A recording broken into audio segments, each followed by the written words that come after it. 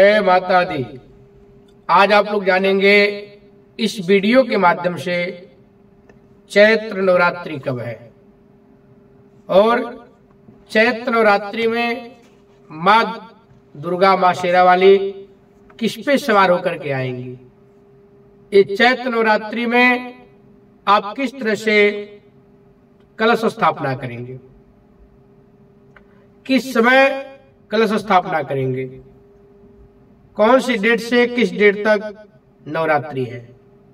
तो सबसे पहले मैं आप लोगों को बता देता हूं, सुबह 7:30 से लेकर के 10:40 तक कलश स्थापना का बिल्कुल बहुत ही शुभ मुहूर्त में, बहुत ही अक्षय मुहूर्त का ये समय है। आप लोग 7:30 से 10:40 तक कलश स्थापना कर दें, अपने घर में ज्योत प्रज्वलित कर दें।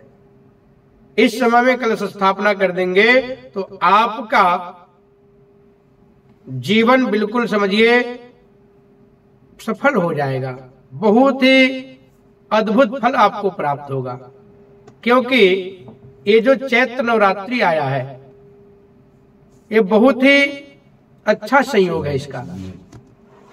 कई वर्ष बाद ऐसा चैत्र नवरात्रि इस बार आपको प्राप्त हो रहा है। और इस बार संवत्सर का भी बहुत अच्छा नाम है।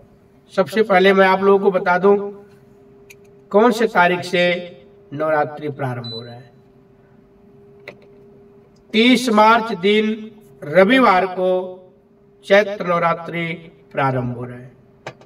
प्रतिपदा 30 मार्च को प्रारंभ हो रहा है। और जो लोग अष्टमी करेंगे वो लोग 5 अप्रैल दिन शनिवार को करेंगे। जो लोग नवमी करते हैं उनको 6 अप्रैल दिन रविवार को नवमी का पूजा करना है। नवमी का जो लोग कंजका खिलाते हैं वो लोग 6 अप्रैल को खिलाएंगे। जो अष्टमी को कंजका खिलाते हैं वो लोग 5 अप्रैल को करेंगे। आप सभी लोगों को पता होगा 4 नवरात्रि पड़ता है। 4 नवरात्रि में 2 प्रसिद्ध नवरात्रि होता है और 2 गुप्त नवरात्रि होता है। गुप्त नवरात्रि सभी को नहीं पता होता है। 2 नवरात्रि जो होता है, एक चैत्र नवरात्रि जो भी आने वाला है और दूसरा नवरात्रि आता है कार्तिक के मास में। और जो गुप्त नवरात्रि है, एक माघ मास में नवरात्रि पड़ती है गुप्त, और दूसरी नवरात्रि आषाढ़ मास में आता है। तो 4 नवरात्रि पड़ता है। जो 2 नवरात्रि आता है, एक बोलते हैं चैत्र नवरात्रि, एक शरद नवरात्रि जो कार्तिक के महीने के बाद आता है।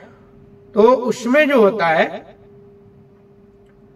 जो नॉर्मल भक्त है, जो लोग गृहस्थ आश्रम वाले हैं, वो लोग पूजा पाठ, भक्ति, साधना, पूजा अर्चना करते हैं। जो 2 गुप्त नवरात्रि आता है, ये साधना के लिए बहुत ही उत्तम माना गया है। जो लोग साधना करते हैं, जो बड़े बड़े ऋषि, संत, महात्मा, जो बड़े बड़े साधक हैं, वो लोग गुप्त नवरात्रि में अपनी साधना करते हैं। क्योंकि गुप्त नवरात्रि साधना के लिए बहुत ही शुभ माना गया है, बहुत ही उत्तम फल देने वाला माना गया है, कई गुना अधिक फल देने वाला माना गया है। आपको भी अगर कोई साधना करना है तो आप लोग गुप्त नवरात्रि में साधना करें। किसी मंत्र को जागृत करना है, किसी मंत्र को सिद्ध करना है तो गुप्त नवरात्रि में किया जाता है। ग्रहण में काल में किया जाता है। जैसे ग्रहण लगता है तो बिल्कुल ग्रहण के समय से कुछ देर पहले से ही गंगा में, बिल्कुल गंगा के जल में जाकर के एक रुद्राक्ष का माला लेकर के उस मंत्र को जप करना होता है। जप करके ही उस मंत्र को सिद्ध किया जाता है, उस मंत्र को जागृत किया जाता है। अब मैं आपको बता दिया हूं घट स्थापना कब करना है, किस समय करना है। पहला जो मुहूर्त है कलश स्थापना करने का वो है 7:30 से 10:40। दूसरा जो कलश स्थापना का समय है वो अभिजित मुहूर्त में आप कर सकते हैं। 11:40 से लेकर के 12:30 तक आप कलश स्थापना का काम कर सकते हैं। और उस दिन एक छोटा सा उपाय कर दीजिए।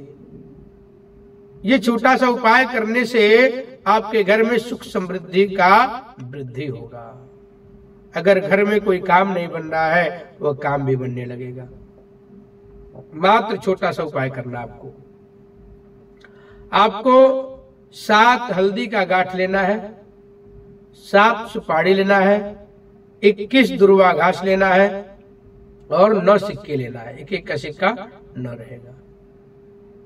इन सारे चीजों को हाथ में लेकर के अपने माथे से लगा लीजिए और माँ भगवती दुर्गा जी को स्मरण करिए, उनसे प्रार्थना करिए, हे माँ भगवती आप मेरा विनती सुने, प्रार्थना सुने और मेरे ऊपर अपना पूरा आशीर्वाद बनाए, हमारे बच्चों के ऊपर, हमारे परिवार के ऊपर अपना पूरा आशीर्वाद बनाए।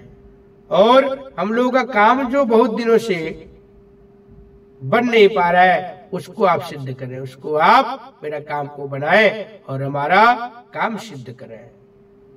हमारे घर में खुशियां आए, हमारे घर में सुख समृद्धि आए, ऐसे माता रानी से आप अर्जी लगाइए, प्रार्थना करिए। मैं कहता हूँ देखिए आपकी माता रानी इतना जल्दी प्रसन्न हो जाएंगे, इतना जल्दी आपके ऊपर कृपा करने लगेंगे, इस उपाय से आप कभी सोचे नहीं होंगे। ये उपाय बिल्कुल चुपके से करना है। और उसके बाद जो आपके पास 7 हल्दी का गांठ है, सुपारी है, दुर्वा घास है, पैसे है, माँ के चरणों में अर्पण कर देना है। फिर माँ का मत्था टेक करके प्रार्थना करके सीधे घर आ जाना है। इस तरह से आप माता रानी का आशीर्वाद पा सकते हैं।